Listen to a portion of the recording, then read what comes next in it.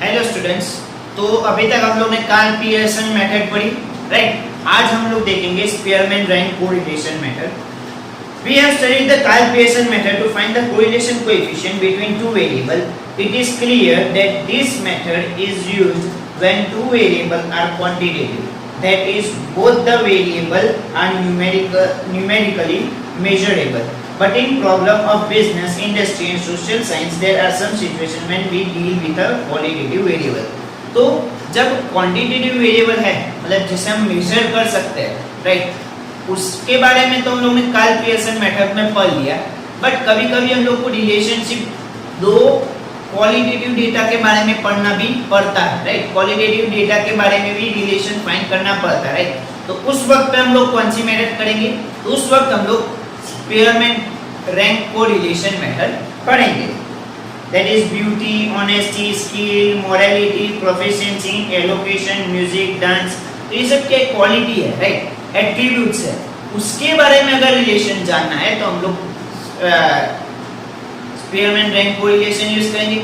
और अगर quantitative data है तो हम लोग कार्ल पियर्सन मेथड यूज करेंगे, right. In such a situation, these characteristics are incapable of quantitative measurement, but they can be ranked seriously according to their proficiency in such characteristics.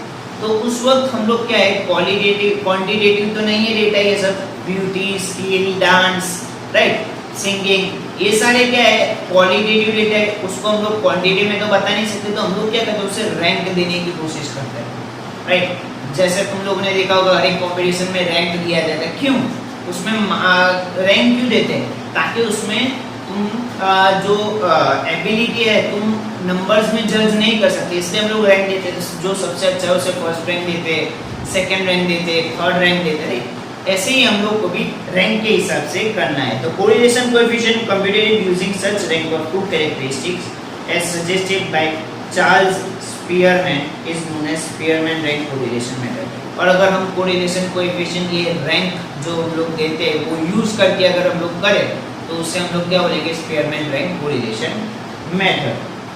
Some of the example in which the Spearman rank correlation is to be obtained to know the relationship. The study of relationship between two attribute, honesty and punctuality for a group of person by ranking them according to their proficiency. Example दिए कि हमें honesty और punctuality के बीच में relationship find करना है, तो हम लोग ये Spearman rank correlation method use करेंगे। फिर दो जज है, उन दोनों का रिलेशनशिप फाइंड करना है कि दोनों जज कितना अच्छे से देते हैं, दोनों का मतलब सेम आती है कि नहीं, अलग आता है कि नहीं, राइट। दो जज का हम लोग कंपेयर करेंगे, तो उस टाइप के रिलेशनशिप में भी हम लोग क्या करेंगे, Spearman rank correlation method use करेंगे।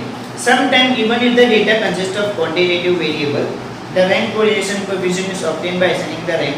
अब कभी-कभी क्वांटिटेटिव डेटास भी होते हैं, हाइट, वेट, राइट, उसमें भी हम लोग रैंक कोरिलेशन फाइंड कर सकते हैं, राइट। मार्क्स है, हाइट है, वेट है, उसमें भी हम लोग क्या है, रैंक कोरिलेशन मेथड से यूज करके आंसर ला सकते हैं, राइट। तो स्पीयरमैन रैंक कोरिलेशन क्वालिटेटिव के लिए भी यूज हो सकता है, क्वांटिटेटिव के लिए भी यूज हो सकता है। बट कार्ल पियर्सन सिर्फ क्वांटिटेटिव के लिए यूज हो सकता है, क्वालिटेटिव डेटा के लिए यूज नहीं हो सकता। Rank correlation coefficient is preferred over Karl Pearson correlation coefficient because rank correlation coefficient is more stable about the dispersion of observation as compared to the Karl Pearson correlation coefficient. तो लोग ज़्यादा Spearman rank correlation method use करते हैं Karl Pearson से। क्यों? क्योंकि उसमें जो डिस्पर्जन है, जो डिफरेंसेस है, वो कम आते हैं स्पीयरमैन रैंक कोरिलेशन में और कार्ल पियर्सन में ज़्यादा आते हैं, राइट। और हमारे पास ऑलरेडी फॉर्मूला है, बोर्ड पे मैंने लिखा हुआ है। फॉर्मूला क्या है रैंक कोरिलेशन का? R is equal to 1 minus 6 sigma D square upon n into n square minus 1। R is equal to 1 minus 6 sigma D square upon n into n square minus 1। अब d square क्या है? That is the difference. हम लोग क्या करेंगे, Rx और Ry find करेंगे, मतलब rank of x and rank of y। अगर रैंक दिए हुए है तो डायरेक्ट ले लेना है, अगर नहीं दिए हुए तो हम रैंक देकर फाइंड करेंगे, राइट। तो उससे हम लोग को रैंकिंग मिलेगी, दैट इज Rx।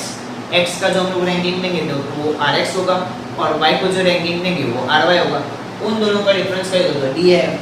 अब डी को बी का स्क्वायर का टोटल करोगे तो आपको सिग्मा डी स्क्वायर मिलेगा। और एन तो आपको पता ही है 1 2 3 4 5 6 7 जितने नंबर्स होंगे वो एन, राइट। तो ये आपका फॉर्मूला है। अब इसके बेस पे हम illustration number 16 that is first illustration of Spearman rank correlation find करने की कोशिश करते हैं। तो क्वेश्चन में क्या बोला है, 7 employees selected from a company, they are judged by 2 manager from the company in term of administrative skill, the ranking given by them are as follows, calculate rank correlation coefficient between the जज given by 2 manager.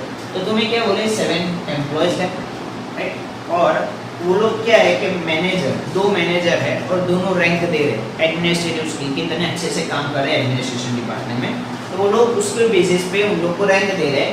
हमें उन दोनों के managers की ranking का correlation find करना है, मतलब क्या दोनों अपोजिट डायरेक्शन में दे रहे हैं, कोई एक किसी को बहुत अच्छा दे रहा है, कोई वही जज दूसरे को बहुत कम दे रहा है, राइट। 2 जज के बारे में, 2 जज के रिलेशन फाइंड करना है कि दोनों जज का जो रैंक देने का तरीका है, राइट, वो किस तरह मैच होता है, दैट इज कोरिलेशन हमें फाइंड करना है, राइट। तो कोरिलेशन के लिए फॉर्मूला है r = 1 - 6 sigma d² upon n = n² - 1। अंदर आपको क्वेश्चन में already rank of manager 1 and rank of manager 2 दिया हुआ है। रैंक ऑफ मैनेजर 1 को मैंने rx ले लिया और रैंक ऑफ मैनेजर y को मैंने ry ले लिया, राइट। तो rx और ry दिया हुआ है, हमें क्या चाहिए b² चाहिए, b² का टोटल, तो उसके पहले हम लोग को डिफाइन करने हुआ है that is difference rx - ry, that is 6 - 7 - 1, 7 - 6 1, 5 - 5 0, 4 - 2 2, 3 - 4 - 1, 2 - 1 1, 1 - 3 - 2, right. अब उसका स्क्वायर, d का स्क्वायर है इस -1 का स्क्वायर 1, 1 का स्क्वायर 1, 0 का स्क्वायर 0, 2 का स्क्वायर 4, 1 का स्क्वायर 1, 1 का स्क्वायर 1, 4 का 2 का स्क्वायर 4। अब टोटल करो कितना आएगा, 1 2 + 4 6 7 8 + 4 12, तो सिग्मा d² कितना आया 12। तो r = 1 - 6, सिग्मा d² की वैल्यू क्या है 12 अपॉन n की वैल्यू क्या है, दैट इज 1 2 3 4 5 6 एंड 7, 7 × 7² - 1, तो कितना होगा 1 - 6 12 जा 72 अपॉन 7 × 7² दैट इज 49 - 1 48, तो 1 - 72 अपॉन 7 × 48, 7 × 48 will give you 336, तो 72 अपॉन 336 कितना आएगा 0.2143, r 1 - 0.2143 that is 0.7857, आंसर हमारा क्या है 0.7857 आपका आंसर है, राइट। अब ये जो आंसर है इसके बेसिस पे हम लोग स्टेटमेंट लिखेंगे। तो as r is nearer to 1 there is partial positive correlation between judge of ranked by manager 1 and ranked by manager 2, right. समझ में आया?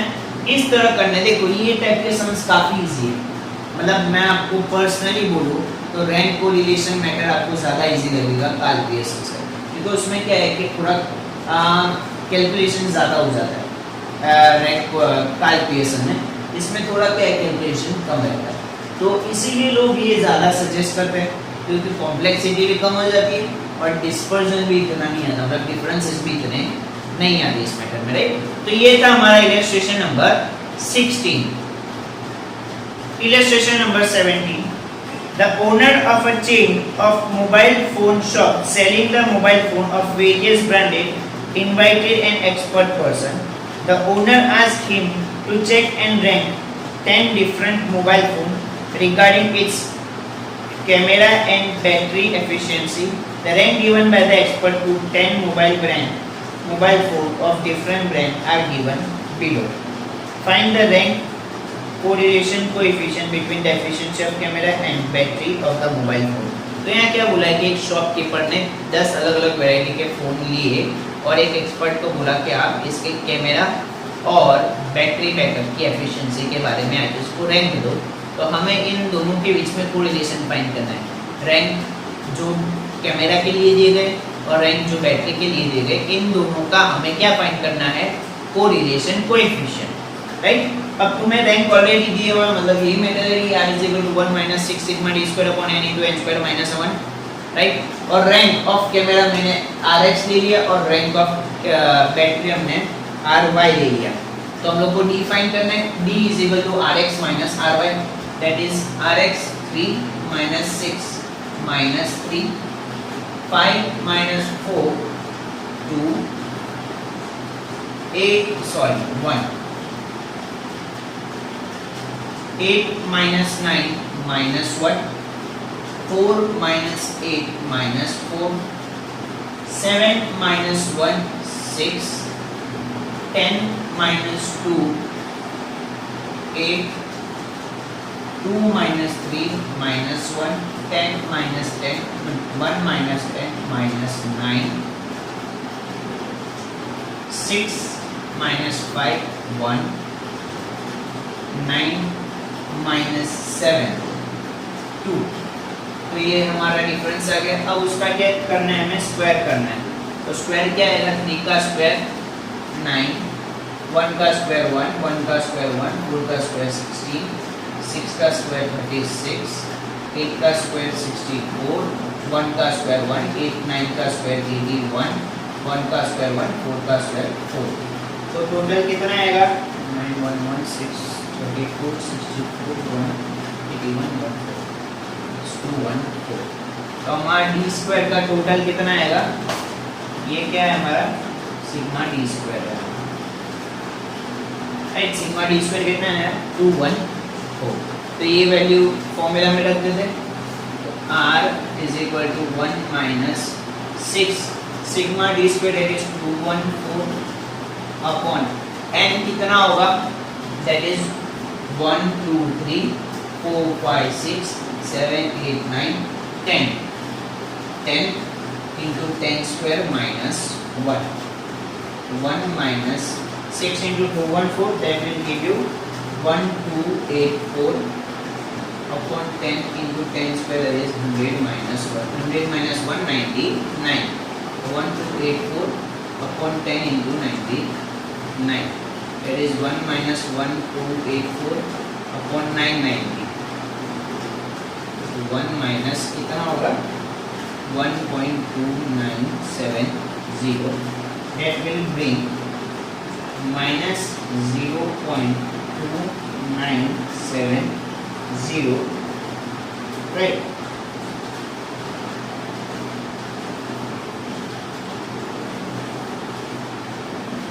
तो r की वैल्यू हमारी क्या है? माइनस 0.2970।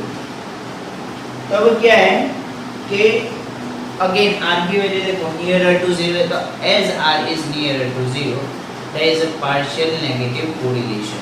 मतलब कि नेगेटिव कोरिलेशन मतलब क्या कि अगर कैमरा की एफिशिएंसी ज़्यादा है तो बैटरी की एफिशिएंसी कम है, बैटरी की एफिशिएंसी ज़्यादा है कैमरा की एफिशिएंसी कम है, राइट। ये अपोजिट डायरेक्शन वाला इन दोनों के बीच में रिलेशन है, राइट। ये था हमारा illustration number 17। Now illustration number 18। Illustration number 18. The principal of a school has conducted a test for 5 students selected in a sample to judge the relation between the knowledge of maths and memory ability of a subject of history of the student. The rank given to them 5 students in the study of maths and history are given below. Find the rank correlation coefficient between rank of 2 subjects using the information. तो आपको information दी, आपको क्या relationship find करना है कि maths और history में उसका परफॉर्मेंस कैसा है। उसके लिए आपको रैंक्स दिए हुए, राइट। तो मैंने मैथ्स का RX ले लिया और हिस्ट्री का RY ले लिया, राइट। तो उसके बेसिस पे हम लोगों ने फाइंड किया है, तो उसके बेसिस पे हम लोग को फाइंड करना है तो हम लोग फाइंड करते हैं। सबसे पहले क्या दिया हुआ है, हम लोग को सबसे पहले डी चाहिए, that is rx minus ry। तो कितना हुआ rx minus ry, 2 minus 4 minus 2, 5 minus 1 4, 5 1 minus 4 minus 4, 4 minus 2 2, 3 minus 3 0, 2 का स्क्वायर 4, 16 16 4, 16 plus 16 32 plus 8 40। तो सिग्मा डी स्क्वायर कितना होगा, is equal to 40। Sigma D square 40 है, राइट। तो फॉर्मूला में रख देते हैं, r is equal to 1 minus 6 sigma D square is 40 upon n कितना है, 1 2 3 4 5, it is 5 5 square minus 1, it is r is equal to 1 minus 6 4 24 240 upon 5 into 5 square, that is 25 minus 1, r is equal to 1 minus 240 upon 5 into 24, 5 into 24 will give you 120, 0 0 cut, 12 2 जा 1 minus 2, that is minus 1, perfectly minus 1, hence as r is minus 1, it is perfectly negative correlation coefficient, perfectly negative correlation between marks of mathematics and history, right? Ability, efficiency in maths and ability to learn history, perfectly negative मतलब कि अगर maths में उसके ज़्यादा है तो SS में कम है, हिस्ट्री में कम है, और अगर हिस्ट्री में ज़्यादा है तो मैथ्स में कम, राइट। तो ये था हमारा illustration number 18। Next illustration number 19। Illustration number 19, the singing talent of 5 singer A B C D E I was judged by 2 judges in the singing competition. The rank assigned to 5 singer are as follows. Find the similarity between the decision of 2 judges from the rank correlation. तो हमें similarity find करनी है कि दोनों जज का जो ranking है वो कितना सिमिलर है। तो उसके लिए आपको टेबल देखो, टेबल से थोड़ा सा अलग है, अजीब है, राइट। उसमें क्या है, रैंक एक साथ दिए हुए और जजेस का दिया है, तो उस टेबल को हम लोग नॉर्मल टेबल में कन्वर्ट करेंगे। तो जज ए का मैंने RX लिया है और जज Y का, जज 2 का मैंने RY लिया है, राइट। तो अब देखो बाय जज 1, सिर्फ जज 1 का देखना है आपको, C दिया हुआ है, रैंक 1 को, रैंक 1 किसको दिया हुआ है, C को, तो C को हम लोग क्या देंगे, रैंक 1, राइट। A को 2 दिया हुआ है, देखो A के ऊपर 2 लिखा है, मतलब A को सेकंड रैंक दिया है, ऐसे ही B को थर्ड रैंक दिया है, E को फोर्थ रैंक दिया है और D को फिफ्थ रैंक दिया है, राइट। अब सिर्फ जज 2 देखो, फर्स्ट B है, मतलब रैंक 1 के लिए हम लोगों ने B दिया हुआ है, तो रैंक 1 किसको दिया हुआ है, B को। ऐसे ही C को सेकंड रैंक दिया हुआ है, D को थर्ड रैंक दिया हुआ है, A को फोर्थ रैंक दिया हुआ है और E को फिफ्थ रैंक दिया हुआ है। मिल गए रैंक, रैंक मिल गए, RX और RY हो गया। अब लोग डायरेक्ट फॉर्मूला अप्लाई कर सकते हैं, that is RX minus RY, 2 minus 4 minus 2, 3 minus 1 1, sorry 3 minus 1 2, 1 minus 2 minus 1, 5 minus 3 2 and 4 minus 1, 4 minus 5 minus 1, तो कितना आएगा, -2 2 minus 1 2 and 1। अब इसका हमें क्या करना है, स्क्वायर करना है, तो 2 का स्क्वायर कितना होगा, that will give you 4, again 2 का square 4 1 4 1, sigma D square that is 4 plus 4 8 plus 4 12 13 and 14, sigma D square that is 14, right. अब ये सिग्मा डी स्क्वायर की वैल्यू यहाँ रख दो, r is equal to 1 minus 6 sigma D square that is 14 upon n, n कितना है, 1 2 3 4 5, is 5 into 5 square minus 1, r is equal to 1 minus 6 4 24, 6 1 6 7 8 84 upon 5 into 25 minus 1. R is equal to 1 minus 84 upon 5 into 24. That is 5 into 24 120. So 84 upon 120 will give you 0.7. So R is 0.3. अब देखो 0.3 आया, मतलब R is near to 0, hence there is partial positive correlation between judge 1 and judge 2. मतलब कि उन लोग के opinion similar नहीं है, डिफर करते हैं थोड़े से, बराबर, टू सम एक्सटेंट. इसीलिए इन लोगों का रिलेशन 1 के आसपास आता तो हम लोग क्या बोलते कि काफ़ी सिमिलरिटी था, बट ये 0 के आसपास आ रहा है, मतलब कि डिफरेंस ज़्यादा है, राइट. तो ये था हमारा illustration number 19. Next illustration number 20. Illustration number 20. To know the relationship between the ability of the student of the school in the student of a school in the subject of statistics and accountancy, teacher of both the subject have taken a sample of each student and find the information was collected. Following information was collected. Calculate the rank correlation coefficient between marks of statistics and marks of accountancy. अब आपको marks दिए हुए statistics और accountancy के 8 students के, आपके उसको basis पे आपको कोरिलेशन कोएफिशिएंट फाइंड करना है स्टैटिस्टिक्स और अकाउंटेंसी के बीच में, राइट. तो देखो ये अभी तक तो जो भी था वो डायरेक्ट रैंकिंग दी हुई थी या फिर क्वालिटेटिव देता है, अब ये क्वांटिटेटिव देता है, राइट.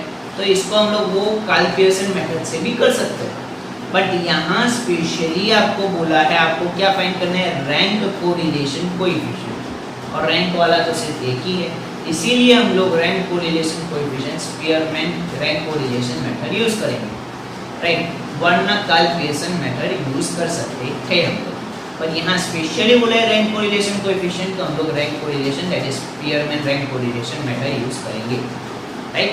अब यहाँ क्या अलग है, यहाँ हम लोग को डायरेक्ट रैंकिंग नहीं दी हुई, हम लोग को खुद रैंक देना है. अब हम लोग रैंक किसे देंगे, जो हाईएस्ट होगा उसको फर्स्ट, जो सेकंड हाईएस्ट होगा उसको सेकंड, थर्ड हाईएस्ट होगा उसको थर्ड, फोर्थ, फिफ्थ, जैसे जैसे मार्क्स कम होते जाएंगे वैसे वैसे रैंकिंग देते जाएंगे, राइट. तो हम लोग सबसे पहले इधर की बात करें स्टैटिस्टिक्स में, तो हाईएस्ट मार्क्स देखो कौन से है, 91 के, उसको फर्स्ट रैंक. उसके बाद सेकंड रैंक किसका आएगा, उससे कम 98 से कम दैट इज 90, उसको सेकंड रैंक. अब 90 से कम वाला कौन सा आएगा, 82 है, और कोई इससे कम नहीं, तो 82 वाले को थर्ड रैंक. और 82 से कम कौन सा है, 82 से कम 75, और उससे कम भी 70, मतलब 82 से कम 70 उसको फोर्थ रैंक, 75 को फिफ्थ रैंक, 75 के बाद इसको sixth rank, seventh rank and eighth rank. Easy, समझ में हम लोग ने किस तरह रैंक दिया, जो हाईएस्ट है उसको फर्स्ट और जो सबसे लोएस्ट है उसको लास्ट, राइट. अगेन आर वाला में इसी तरह करना है, highest mark 91 that is first rank, फिर सेकंड रैंक 80, 91 के बाद 86 सेकंड रैंक, फिर थर्ड रैंक 86 के बाद ये आएगा थर्ड रैंक, 84 के बाद आएगा 68 दैट इज फोर्थ रैंक, 68 के बाद आएगा 62 फिफ्थ रैंक, फिर 60 that is sixth rank, 55 seventh rank और 51 रैंक दे दिए. अब हम लोग ने क्या करना है, डिफरेंस फाइंड करना है, this rx minus ry, 4 minus 3 1, 7 minus 8 minus 1 0, 6 minus 6 0, 8 minus 6 2, 5 minus 4 1, 3 minus 5 minus 2, 2 minus 2 0, 7 6 minus 1 minus 1. तो 1 का स्क्वायर 1 minus 1 का स्क्वायर 1, 0 का स्क्वायर 0, 2 का स्क्वायर 4, 1 का स्क्वायर 1, 2 का स्क्वायर 4, 0 का स्क्वायर 0, 1 का स्क्वायर 1. तो सिग्मा डी स्क्वायर कितना होगा, 1 2 6 7 11 एंड 12. सिग्मा डी स्क्वायर होगा 12, राइट. अब ये जो वैल्यू है वो इसमें रख देते तो r is equal to 1 minus 6 sigma D square that is 12 upon n. n की वैल्यू कितने 8 नंबर्स है तो 8 upon 8 square minus 1. r is equal to 1 minus 6 12 जा 72 upon 8 into 8 square 64 minus 1 63 63 into 8 3 8 जा 24 6 8 जा 48 50 504 upon 1 minus 72 upon 504 that will give you 0.1429 1 minus 0.1429 will give you 0.8571. r की value क्या आएगी 0.8571.